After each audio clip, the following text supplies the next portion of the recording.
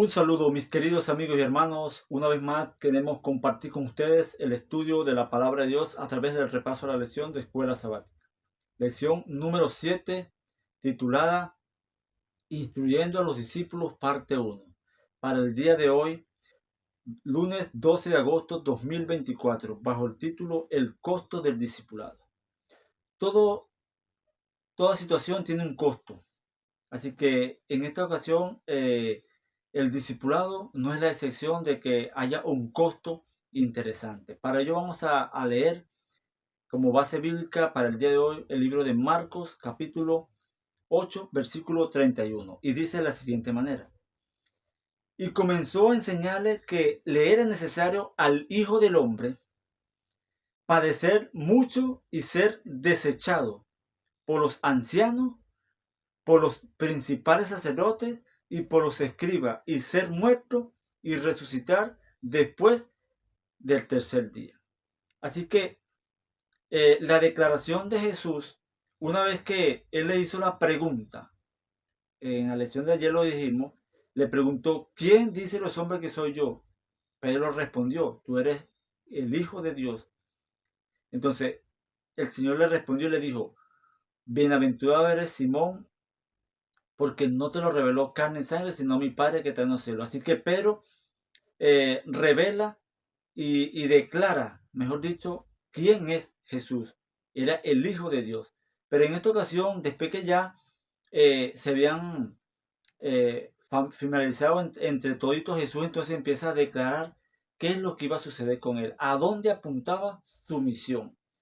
Y les dice que le era necesario de ir y padecer de los escribas, de los fariseos, de los ancianos, morir, pero que al tercer día iba a resucitar.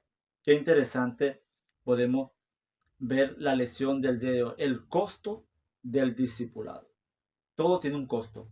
Dice acá la lección, los discípulos habían llegado al punto decisivo en su relación con Jesús. Ahora saben que Él es el Mesías. El lector de Marcos lo sabe desde el comienzo del libro en Marcos 1.1.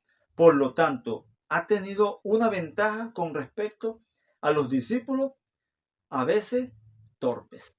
Entonces vemos acá que Marcos ya conocía que Jesús era el Mesías, que era el Hijo de Dios. Los discípulos que anduvieron con él, con Jesús durante 3 años y medio, aún estaban como un poco dudosos o no habían comprendido cuál era el plan original de Jesús y cuál era su misión en esta tierra.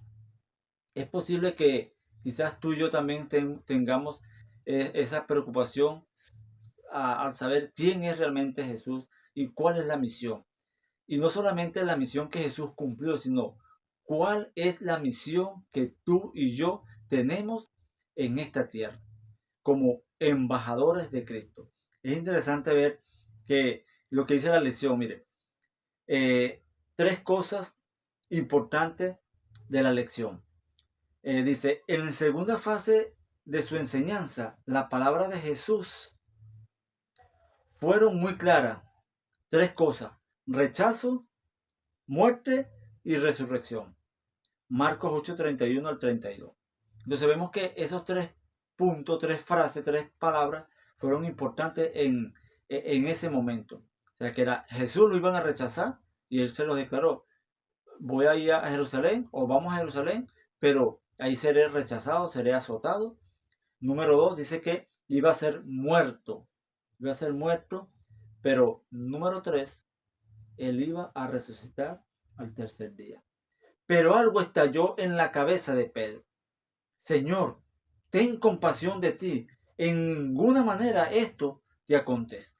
En el versículo 32 dice que Pedro trató de impedir o persuadir a Jesús que no era necesario que fuera a ser golpeado, a ser azotado, a ser rechazado y mucho menos que fuera a morir. Sin embargo, Jesús le responde y le dice que se apartara de él porque no pone la mirada en las cosas de arriba, sino en las cosas terrenales. Dice, sin saberlo, Pedro estaba estaba usando la misma temática que usó Satanás en el desierto.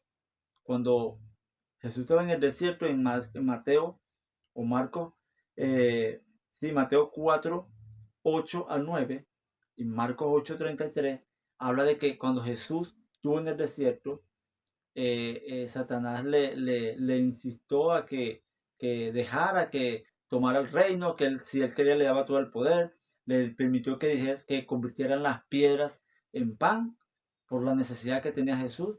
Así que Pedro, sin saberlo, fue utilizado por el enemigo en ese momento. Y por eso Jesús lo reprende.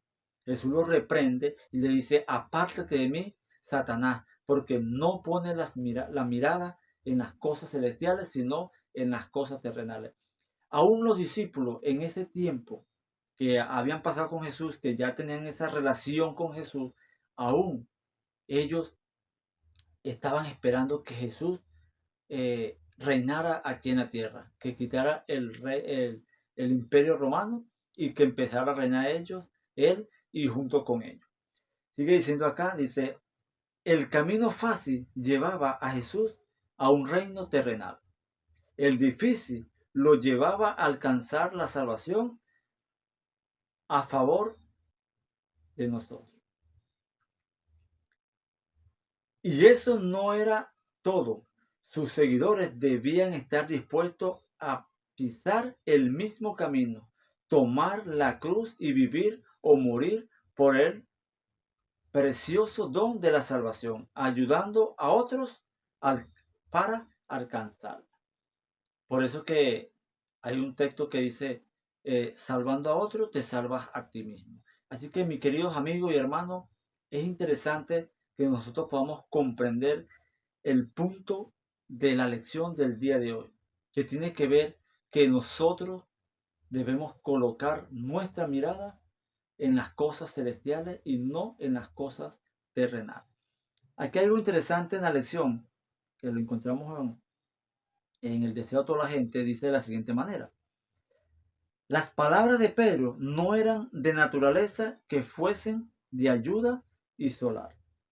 Para Jesús, en la gran prueba que le esperaba, no estaba en armonía con el misericordioso propósito de Dios hacia un mundo perdido, ni con la lección de abnegación que Jesús había venido a enseñar por medio de su propio ejemplo.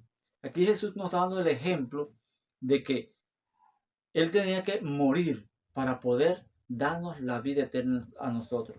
Él tenía que morir para que nos garantizara a nosotros y a sus discípulos, y en aquel entonces, la salvación para todo el mundo. Porque Él dijo en su palabra: de tal manera amó Dios al mundo que ha dado su Hijo unigénito, para que todo aquel que en Él cree no se pierda, mas tenga vida eterna. Entonces es interesante notar, mis queridos amigos y hermanos, el plan que Dios tiene para cada uno de nosotros. Recordemos, Él siempre tiene el plan para ti y para mí.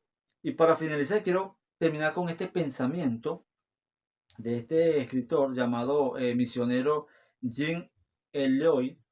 Dice de la siguiente manera: no es tanto quien da lo que no puede conservar para ganar lo que no puede perder. Qué hermoso pensamiento, y que tú y yo podamos tener ese costo. ¿Nos va a costar la salvación? Sí. Quizás tenemos que sacrificar algunas cosas que nos gusta, que no queremos dejar, pero es necesario para poder alcanzar la vida eterna. Porque ¿de qué nos vale nosotros ganar el mundo y perder la vida eterna? Es mejor perder las cosas de este mundo para poder tener vida eterna en Cristo Jesús. Oremos.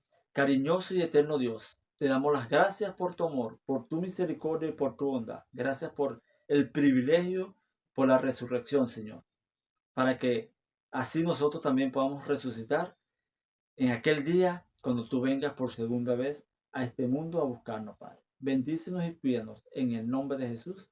Amén. Que Dios te bendiga, que tengas un excelente día y que tú puedas gozar de la presencia de nuestro Señor en paz.